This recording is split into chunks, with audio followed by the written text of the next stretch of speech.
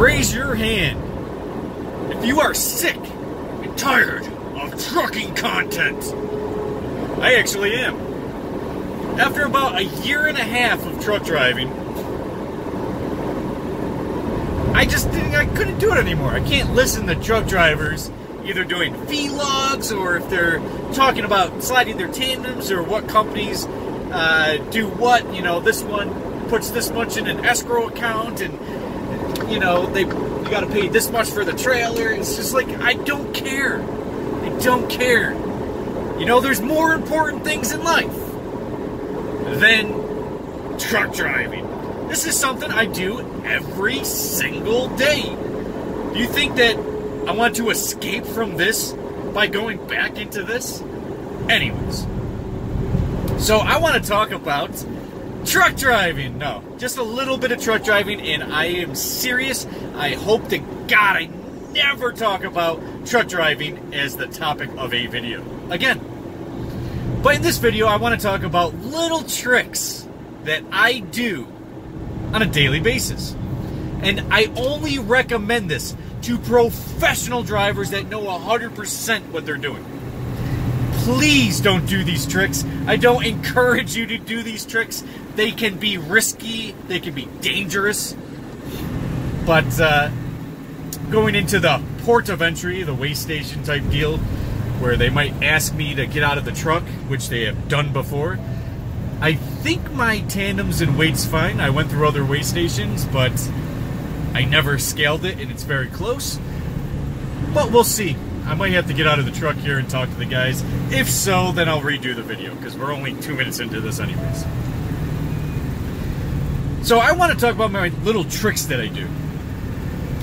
You're ever in California? Speed limit's 55, right? How do you avoid that 55-mile-an-hour speed limit?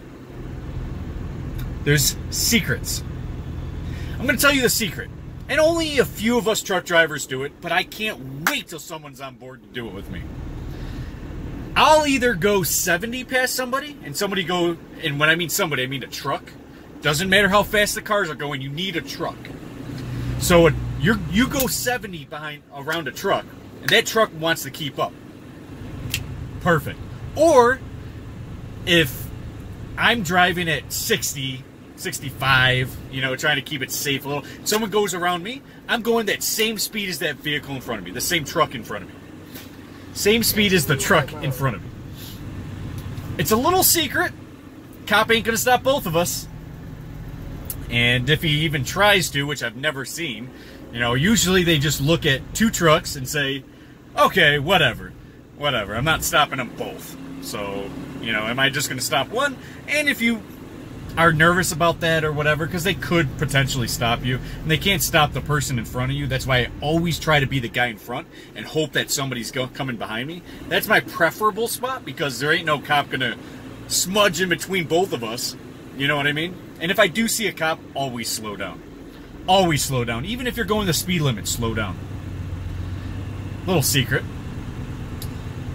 So that's how you get away with the 55 miles an hour in California type deal, right? Or anywhere, really. I use this trick every single day. Now, let's get into the more dangerous stuff.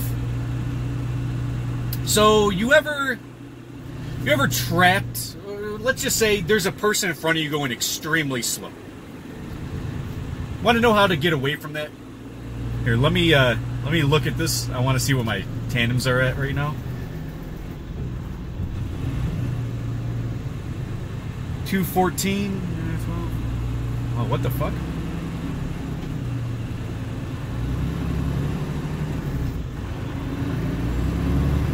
I just found out my tandems are off. So my drives are at 35,000 right now, according to that thing. But they let me go, so cool. Anyways, somebody's going slow in front of you.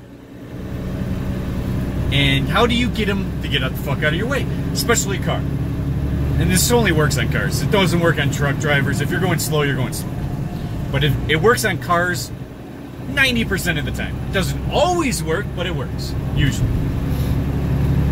Go right up to that ass. Now, you have to be careful on this one. Usually, it works. They just either get out of the way, or they'll speed the fuck up. They get nervous when a truck is, right on their ass. Now, there's two. There's the idiot that thinks they can brake check you.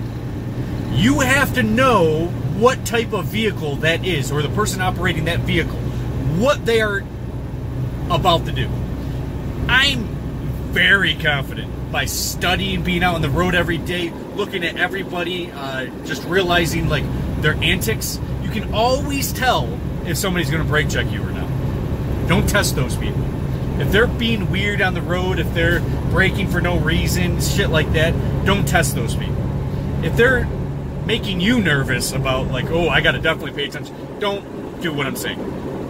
But you can generally tell those people that are just going too slow, or they're just nervous because there might be a truck behind them, so they'll go faster. A lot of times you might want to look to see if they have white hair. If they have white hair, don't do anything because you'll make them fucking real nervous, and they might slow down like, oh, what's going on? Just to think they'll slow down. But for the most part, you can usually tell who's going to brake check you or not as a professional driver. Don't do this if you're a rookie. Do this if you know and you can study people very well. Study how that vehicle is moving, how they're going through. Are they on point? Usually if they are on point with their driving, but they're just going slow, you can go up right behind them and they'll either, boom, go into the slow lane, or they'll go faster. It works for me all the time. Little trick, again, risky. You really have to know what you're doing. Don't just do this if you're a rookie. Another one. So, a lot of vehicles, when you're going around them, they'll speed up because they can't stand the fact that a truck's about to pass them. I'm somebody who's governed at 80 miles an hour. So if I'm going 80 and the vehicle next to me is going 70, they'll speed up. So what you should do there, because now they have trapped you because they speed up to go your speed because they can't stand the fact that a truck goes around them. Now because they were going slow, there's going to be one of two options. They're either going to continue that speed, or two, and it's usually the truth, on the second one, rather, they will go back to their normal speed once they realize you're not passing. Secret for me is don't stay in that left lane thinking that they're going to slow down again and you'll go around them. Go right into that lane and go right behind them. Make sure and this works the best at night, and this is generally when it happens at night. So you put your thing right behind them, bumper, like your front bumper, their back bumper, have the lights shining right in all their mirrors, because you're in a truck, you're higher up, and they're going to be like, oh, fuck. So then they do one of two things. They will continue going faster. Boom, problem solved. Two, they will start slowing down, then you can go around them, because they will let you around them the second time. So that's a little trick for that one. And I use this shit every day. Again, those last two things that I told you, very risky. You have to know what you're doing. You have to be able to identify the antics and the behavior of the driver before pulling these things off.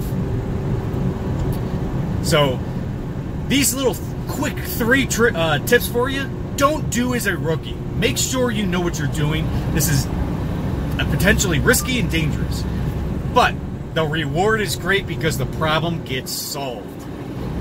And yeah, that's enough for this video. I just want to tell you a quick 3 tips for you guys. Stay tuned for more content. Plenty more coming. See you guys.